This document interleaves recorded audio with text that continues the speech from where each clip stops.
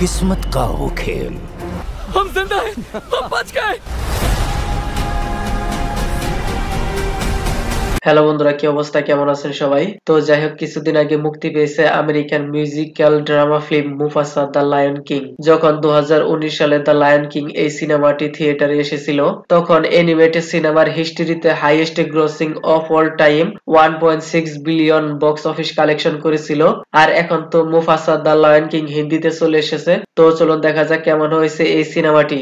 The lion king সিনেমার prequel থেকে মুফাসার back story নিয়ে চলে এসেছে মুফাসা দ্য লায়ন কিং। সিনেমাটি আমি হিন্দি ভাষায় দেখেছি, আর হিন্দি ভাষায় দেখার কারণ হলো শাহরুখ খানের ফ্যামিলির ভয়েস। তাছাড়া আপনি আরো বলিউডের অ্যাক্টরের ভয়েস শুনতে পাবেন।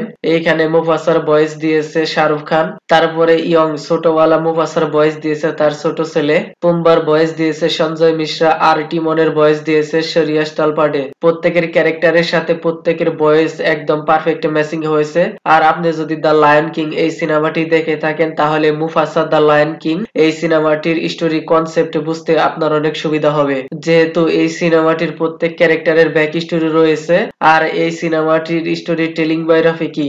এই সিনেমার ইমোশন অ্যানিমেশন একদম এক্সিলেন্ট লেভেলের। আপনি দেখবেন আর মনে করবেন যে আমি রিয়েল লাইফের এনিমাল দেখছি, আর সে কথা বলতে পারে। এই সিনেমার স্টোরির কথা বললে এইখানে মুফাসা আর ইস্কারের ব্যাক স্টোরি রিভিল করা হয়েছে।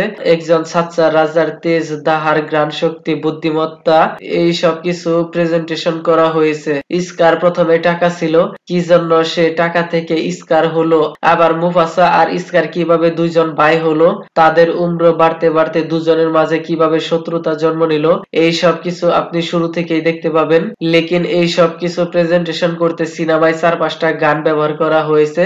যেহেতু এটি মিউজিক্যাল ড্রামা ফিল্ম, তো কোই বাত নেই, এতগুলা গান আপনার ভালো নাও লাগতে পারে, কিন্তু যখন মুফাসার সাথে টাকার দুশ্মনীওয়ালা সং আপনার অনেক ভালো লাগবে।